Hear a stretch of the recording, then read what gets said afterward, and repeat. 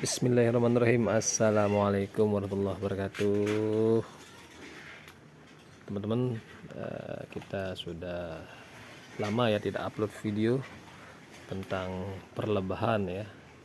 Jadi hari ini saya akan mereview sedikit tentang vegetasi lebah yang ada di sekitar rumah. Jadi teman-teman, ketika kita berternak lebah ya teman-teman, perlu beberapa yang harus kita persiapkan selain dari tempat lebah itu kita taruh. Jadi selain itu juga kita harus mempersiapkan namanya vegetasi ya, atau apa saja yang dihisap oleh lebah, baik itu dari bunga, dari penghasil resin ya, atau penghasil nektar yang akan menjadi madu, resin menjadi getah atau menjadi propolisnya, maupun serbuk sari yang akan diolah menjadi bipolen nantinya di lebah trigona itu sendiri. Baik teman-teman, saya akan memperkenalkan sedikit tentang vegetasi yang ada di rumah kami ya, baik itu yang menghasilkan resin, serbuk sari atau bipolen, dari bipolen ya, dari serbuk sari ke bipolen, atau dari nektar menjadi madu ya teman-teman. Jadi perlu teman-teman ketahui bahwa ada beberapa komponen yang ada di lebah trigona, itu salah satunya 3 diantaranya yang bisa saya sebutkan. Yang pertama ada komponen propolis ya teman-teman, itu dihasilkan dari resin atau getah. Jadi tumbuhan yang menghasilkan getah kayak jamblung ya, ada apalagi sukun ya, pohon sukun, terus ada pohon nangka ya teman-teman.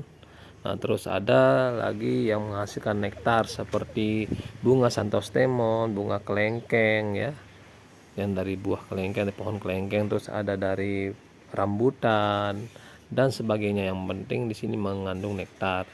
Nah, ada juga serbuk sari ya, yang akan menjadi bipolen ya ketika diambil oleh lebah. Itu dihasilkan dari ya buah jambu ya, pohon jambu. Terus ada kelengkeng juga bisa ya, terus ada pohon serbuk sari ya, menghasilkan serbuk sari seperti bunga-bunga ya, ada bunga pukul 8, pukul 9, itu sangat recommended untuk yang menunjang terjadinya bipolen yang ada di sarang lebah. Nah, jadi teman-teman, seperti yang di depan saya ini ada pohon buah tin ya. Teman-teman bisa lihat buah tin ini, pohon tin ini dia menghasilkan lebah ya teman-teman, menghasilkan getah. Mohon maaf, getah. Jadi ini getahnya kalau kita lukai sedikit batangnya akan timbul ya, timbul getahnya ya teman-teman. Nah, ini getahnya. Nanti ini getah ini akan diolah oleh lebah. Ketika diambil, dihisap getahnya, nanti akan diolah menjadi propolis.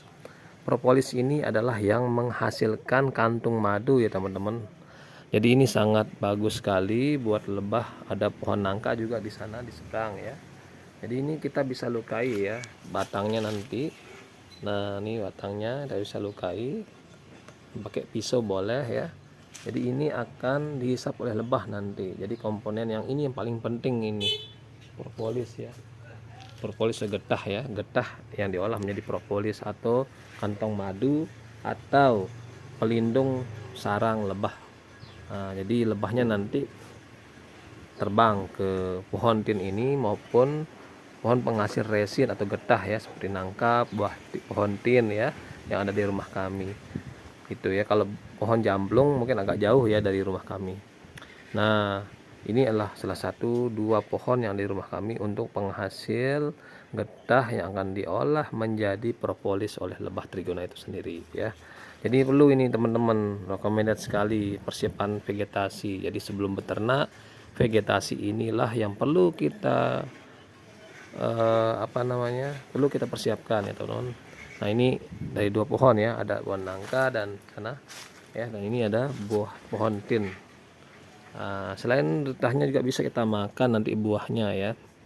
Nah teman-teman, selain dari pohon tin ya, ada nangka. Nah, setelah itu kita ke buah jambu ya teman-teman. Ini buah jambu kristal ya. buah jambu kristal ini, jadi di rumah kami hanya jambu kristal dan pohon kelengkeng ya. Ini salah satu penghasil dari serbuk sari teman-teman ya. Jadi dua di antaranya ini ada, pertama tadi ada pohon pin dan pohon nangka yang di rumah kami untuk menghasilkan resin yang akan diolah oleh lebah trigona menjadi propolis ya. Ini ada pohon jambu ya, penghasil serbuk sari yang akan diolah menjadi bee pollen ya. Kalau bee pollen ini dibungkus oleh kantong propolis juga ya. Jadi ini ya teman-teman, saya tunjukin ini kalau buah jambu ini. Nah ini bee pollen ya, ini serbuk sari. Nah serbuk sarinya bisa saya tunjukkan, contohnya satu pohon aja di buah jambu aja, pohon jambu kristal ini serbuk sarinya, yang nanti serbuk sari ini bulir-bulirnya akan diambil oleh lebah trigona ya menjadi bee pollen. Nah ini kita ambil sedikit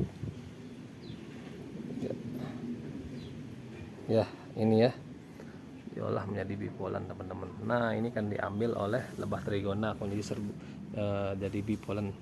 Selain itu ada kelengkeng ya teman-teman.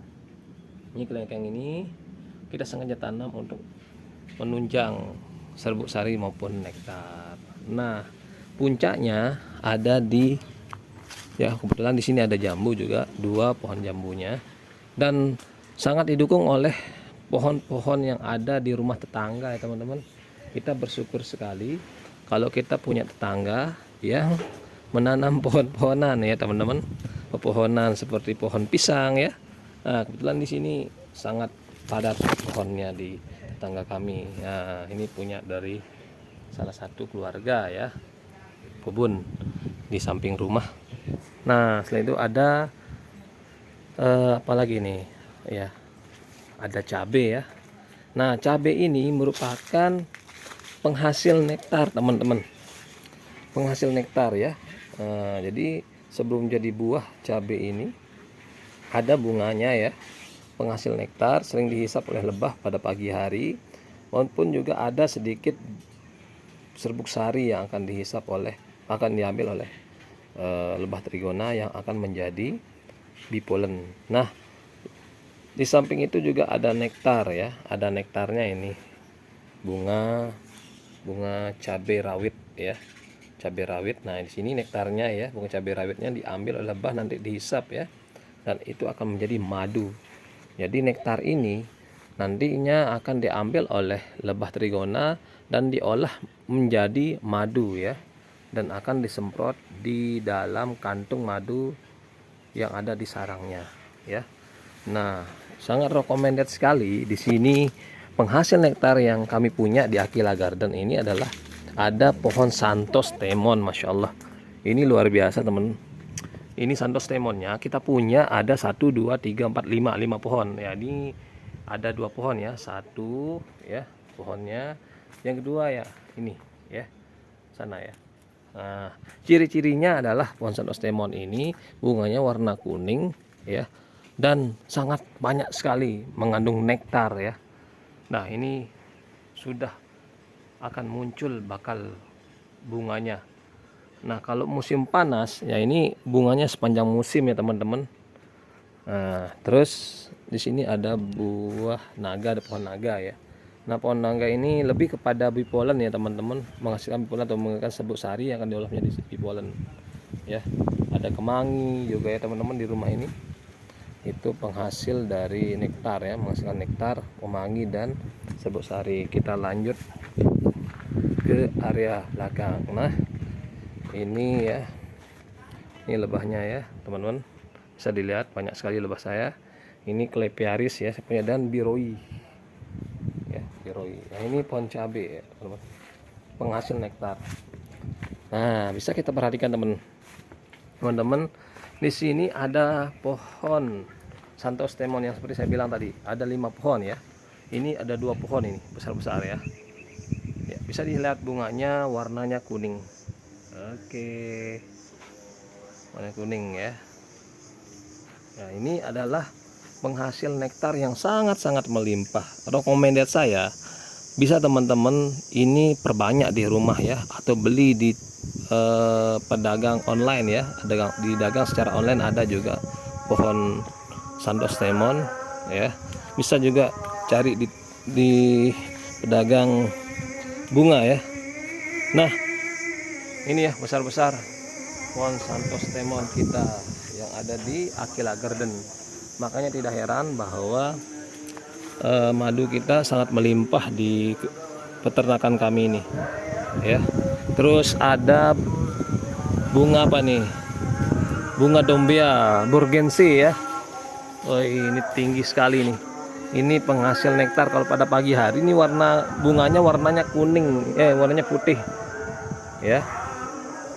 Dombia Burgensi ya. Ini Dombia Burgensi, kalau bisa lihat ini lumayan ya. Nah ini bunganya ini. Nah bunganya warna putih. Ini kalau mekar nektarnya melimpah sekali, Insya Allah, tabarakallah ya. Jadi teman-teman, sebelum beternak lebah trigona, penting sekali kita namanya mempersiapkan vegetasi untuk membantu makanan lebah itu sendiri ya. Mau banyak madu ya harus disiapkan vegetasi lebah ya. Dan kalaupun memang lebah trigona ini akan dibantu oleh pepohonan yang ditanam oleh tetangga. Namun di sini saya sarankan kita juga lebih proaktif untuk menanam namanya vegetasi untuk membantu lebah itu sendiri mengambil makanan jarak yang lebih dekat ya teman-teman ya. Jadi itu saran saya. Lah ini pokoknya top deh kalau kalian nanam bunga Santos Temon. Nah jadi manfaatkan ya, kalaupun punya lahan sedikit ya kita tanam menggunakan pot bisa juga di sini. Karena Santos Temon itu saya punya dulu di pot ya, dan bunganya sangat banyak sekali ya. Jadi kalau ada memang mangga ya, mangga itu bagus sekali juga penghasil nektar ya. Namun kalau mangga, kelengkeng, rambutan itu punya musim ya teman-teman ya. Jadi kalau tidak ada musim ya tidak ada bunganya. Nah kalau bunga Santos Temon ini walaupun dia bukan musimnya, dia akan tetap berbunga sepanjang tahun ya. Jadi gugur bunganya lagi muncul bakal bunganya ini, dan akan berbunga terus menerus ya tanpa henti, dan itu sangat disukai oleh lebah ya. Kalau teman-teman hisap di sini rasanya seperti gula. Baik ya teman-teman, itu review saya vegetasi yang ada di peternakan kami. Kalaupun ada pertanyaan nanti sekitar vegetasi apa yang cocok, kalaupun lahan yang sempit, nanti saya akan rekomendasikan ya teman-teman ya. Itu nih kalau ada pun yang punya sempit lahan itu, punya lahan yang sempit, bisa kok teman-teman menanam bunga yang menghasilkan nektar ya. Nektar yang kecil-kecil seperti pukul 8 ya atau pukul 9 ya teman-teman. Jadi sedikit itu review dari saya selaku owner dari Madu Aquila Garden. Terima kasih ya teman-teman, jangan lupa ya di like, di komen, dan di subscribe. Terima kasih. Assalamualaikum warahmatullahi wabarakatuh.